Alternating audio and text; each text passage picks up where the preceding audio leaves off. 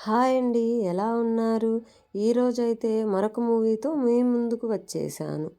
ఆ మూవీ ఏంటంటే 'నారి నారి నడుమ మురారి' మూవీ యొక్క రివ్యూని చూసేద్దాం. ఈ మూవీలో నటించినటువంటి నటీనటులు శర్వానంద్, సంయుక్త, సాక్షి వైద్య, నరేష్, సునీల్, వెన్నెల కిషోర్, సత్య తదితరులు నటించారు. సంగీతం విశాల్ చంద్రశేఖర్, స్క్రీన్ ప్లే దర్శకత్వం రామ్ అబ్బరాజు, నిర్మాతలు అనిల్ సుంకర, రామబ్రహ్మం సుంకర. ఈ సంక్రాంతి బరిలో ఆఖరిగా ప్రేక్షకుల ముందుకొచ్చిన సినిమా 'నారి నారి నడుమ మురారి'. చాలా రోజుల తర్వాత శర్వానంద్ చేసిన పూర్తి స్థాయి వినోదాత్మక చిత్రం ఇది. సామాజ వర్గమనతో ప్రేక్షకుల్ని కడుపుబ్బా నవ్వించిన దర్శకుడు రామ్ అబ్బరాజు దీన్ని తెరకెక్కించారు.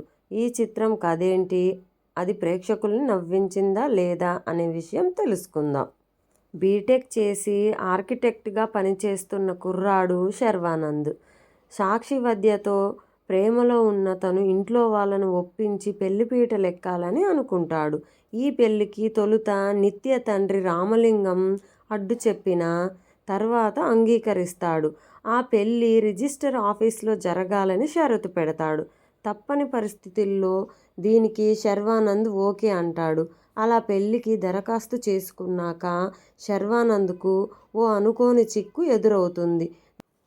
కాలేజీలో ప్రేమించిన సంయుక్తకు ఉన్న సంబంధం ఏంటి, అసలు వాళ్ళిద్దరూ ఎందుకు విడిపోవాల్సి వచ్చింది, ఈ రెండు ప్రేమ కథల వల్ల శర్వానంద్ తండ్రి, పిన్ని హనుమంతుల దాంపత్య జీవితం విడాకుల దాకా ఎందుకు వెళ్ళింది, ఈ కథలో లవకుశ, సత్యమూర్తి, గుణశేఖర్ తదితరుల పాత్రలకు ప్రాధాన్యతమెంత అన్నది సినిమా చూసి తెలుసుకోవాల్సిందే.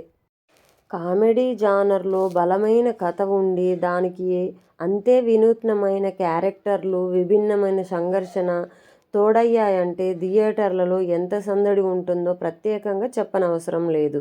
దీనికి 'నారి నారి నడుమ మురారి'ని ఓ ఉదాహరణగా చెప్పొచ్చు. 6 పదుల వయసున్న ఓ తండ్రి 25 ఏళ్ల అమ్మాయిని ప్రేమించడం, దానికి అమ్మాయి తరఫు వాళ్ళు అడ్డు చెబితే హీరో ఆమెని బలవంతంగా తీసుకొచ్చి తన తండ్రికి పెళ్లి చేయడం. ఈ ఎపిసోడ్తోనే సినిమాలో కథ, పాత్రలు ఎంతో వినోదాత్మకంగా ఉంటాయన్నది ప్రేక్షకులకు ముందే హింటు ఇచ్చేశాడు దర్శకుడు. వెంటనే శర్వానంద్, నిత్యల లవ్ ట్రాక్ను తెరపైకి తెచ్చి దాన్ని పెళ్లి వైపు అడుగులు వేయించే ప్రయత్నం చేశారు. ఈ క్రమంలో నిత్య తండ్రితో హీరో తన పులిహోర ప్రేమ కథను వివరించే తీరు, దాన్ని సింపుల్గా తేల్చేసిన విధానం మంచి కాలక్షేపాన్ని ఇచ్చాయి. నాయక నాయికల ప్రేమ ఎప్పుడైతే పెళ్లి దిశగా సాగడం మొదలవుతుందో, ఆ బంతి ఎప్పుడైతే రిజిస్టర్ ఆఫీస్కు చేరుతుందో అక్కడి నుంచే కథలో సంఘర్షణ మొదలవుతుంది. సినిమాలోనూ నవ్వుల డోస్ క్రమంగా రెట్టింపవుతుంది. ఈ మధ్యలోనే శర్వానంద్, దియాల ప్రేమ కథ ఓపెన్ అవుతుంది.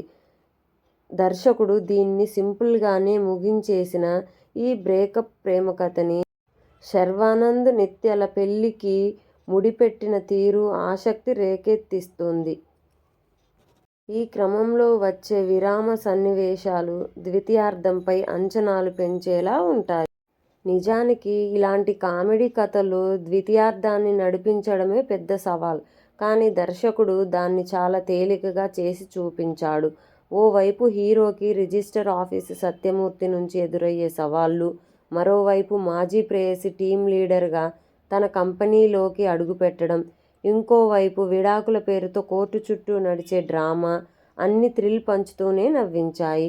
హీరో ఒక తప్పును దాచిపెట్టే క్రమంలో మరో తప్పు చేయడం, ఈ క్రమంలో తండ్రిని మరో సమస్యలో ఇరికించడం, వాటిని నిత్యకు, ఆమె తండ్రికి తెలియకుండా కవర్ చేయడం కోసం పడే తిప్పలు అన్నీ కడుపుబ్బా నవ్విస్తాయి. ఇక ఈ మధ్యలో గుణశేఖర్గా వెన్నెల కిషోర్ చేసే హంగామా కూడా భలే కాలక్షేపాన్ని ఇస్తుంది. ప్రీ క్లైమాక్స్లో సినిమా కాస్త ఎమోషనల్గా మారినప్పటికీ క్లైమాక్స్ను వినోదాత్మకంగానే ముగించడం ప్రేక్షకుల్ని పూర్తి సంతృప్తితో థియేటర్ల నుంచి బయటకు పంపుతుంది. ఇద్దరు అమ్మాయిల మధ్య నలిగిపోయే ఫ్రస్ట్రేటెడ్ బాయ్ ఫ్రెండ్గా గౌతమ్ పాత్రలో శర్వానంద్ ఆద్యంతం నవ్వించాడు. లుక్స్ పరంగానూ చాలా కొత్తగా కనిపించాడు.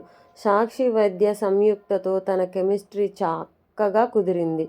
ఈ రెండు పాత్రలు సీరియస్గానే కనిపించినా సినిమాలో కావాల్సినన్ని నవ్వులు పండడానికి ఓ కారణంగా నిలుస్తాయి. ఈ రెండు పాత్రలు సీరియస్గానే కనిపించినా సినిమాలో కావాల్సినన్ని నవ్వులు పండడానికి ఓ కారణంగా నిలుస్తాయి. శర్వ తర్వాత ఈ చిత్రానికి మరో హీరో నరేష్. ముఖ్యంగా సీమంతం ఎపిసోడ్లో ద్వితీయార్ధంలో కోర్టు సీక్వెన్స్లో తన నటన అందరినీ మెప్పించింది. ఇవి ఫ్రెండ్స్ ఈ మూవీ రివ్యూ యొక్క విశేషాలు. ఈ రివ్యూ మీకు నచ్చిందని అనుకుంటున్నాను. నచ్చితే లైక్ చేసి సబ్స్క్రైబ్ చేయండి ఫ్రెండ్స్.